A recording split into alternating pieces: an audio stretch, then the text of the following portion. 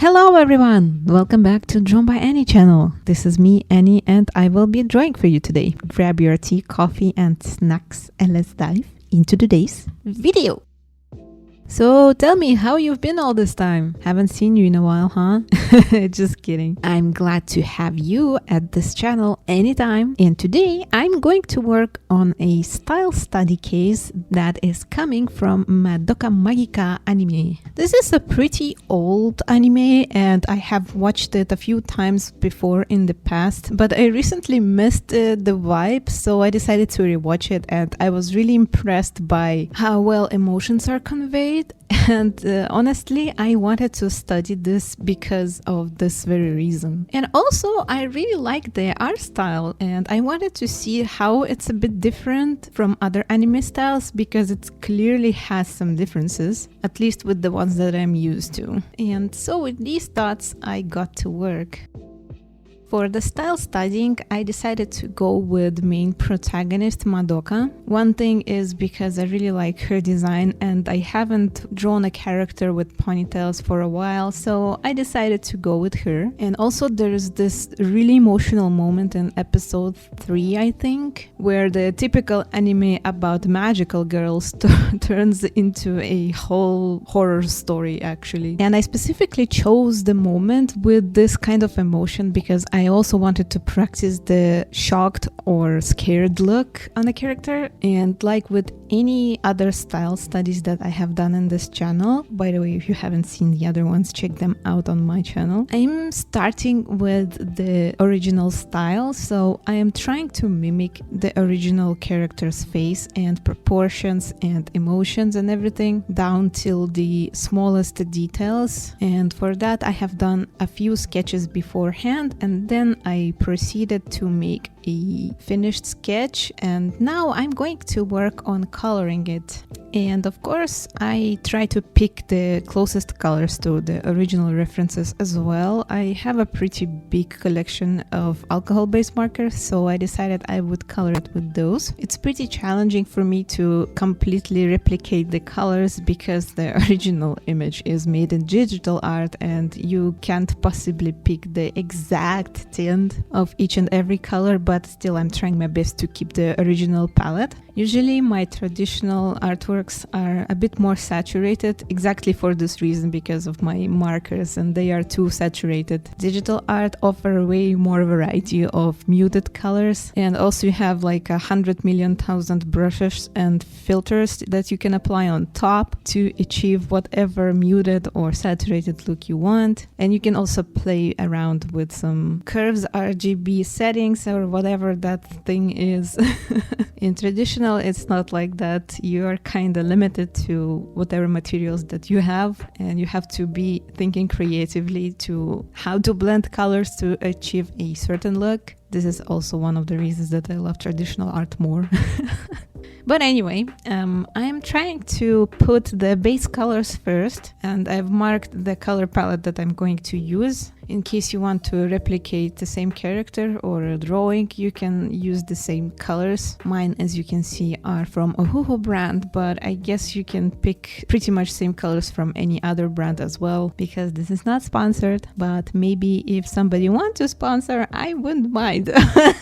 But anyway, since I'm heavily referencing a screenshot from the show, I don't really have to think about how the highlights and shades are going to be applied because I'm just copy pasting the original in this case. And I want you to notice that I have not traced this. I have drawn this from scratch, like constructed it with circles and guidelines. I was able to construct this very image by studying the art style and watching closely how the proportions are being made. So I have like a studying sketchbook spread in the other sketchbook where I was noting all the minor details that I've been noticing and how the colors are applied and what type of line art they're using. By the way, the line art is a little bit different from what I typically see on this kind of anime screenshots. That on the face of Madoka there is a spot where usually they use one line specifically the jaw and cheek line, but for some reason they decided to do like a double line art on a spot that was supposed to be like a just shaded area, but I have seen the animator line out the shadow on the face. I'm not sure what purpose that served, but nonetheless I went ahead and implemented it in my own drawing as well. I'm thinking maybe they wanted this edge of the shadow to be very seen, perhaps to add more dramatism. I don't know.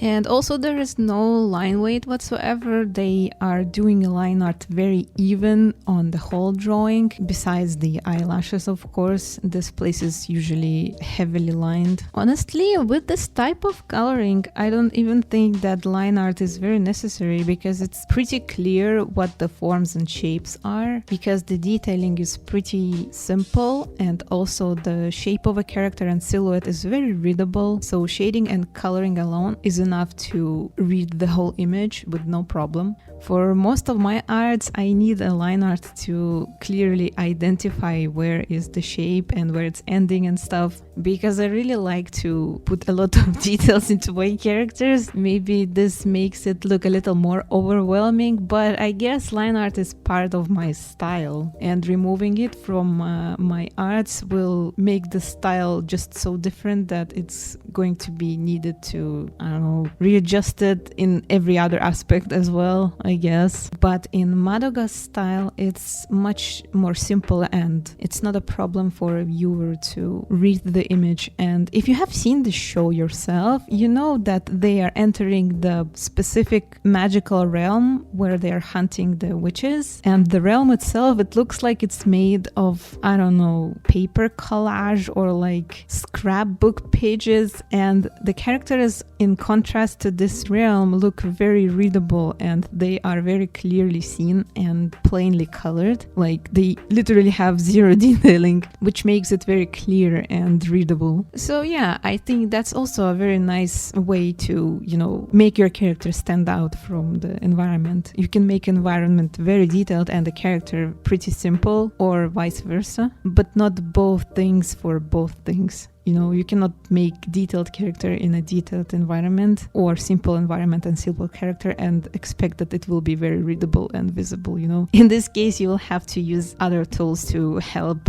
guide your viewers' focus on whatever thing you want them to look at first. And all of that I have observed from one single screenshot, and that's how much it has helped me literally to notice nuances in art aspects, to help me do the same in my own original artworks. So in case you're also an aspiring artist, I suggest you do a lot of fan arts as well of your own favorite characters, and practice your observation skills, because this is like one of the most important skills that artists can have. It doesn't really matter what's the result of your studying or a subject or whatever. The most important part is that you actually learn something new from each artwork that you are doing, even the smallest thing. If you learn something new, it means that you are not wasting your time at all. And also, of course, don't forget to have fun doing it, you know. If you're not enjoying the process, that's totally a waste of time, even if you learn something new. So yeah, one first thing, the most important, have fun.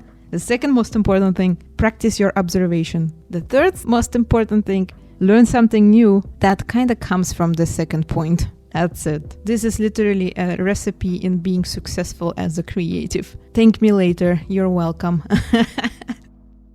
So yeah, that's how the end result for the first part has come out. I think it's not too shabby. What do you think? You can leave your thoughts down in the comments. And I'm thanking you for watching me and joining me in this style studying video. I hope it was useful for you, at least a little bit. And if you like my work and you want to support me on my channel, you can hit that like and subscribe button, leave some comments, check out my other social media. I will be very happy to have you with me on my art journey. And for now, wishing you a wonderful rest of the day, and I hope to see you in the part 2.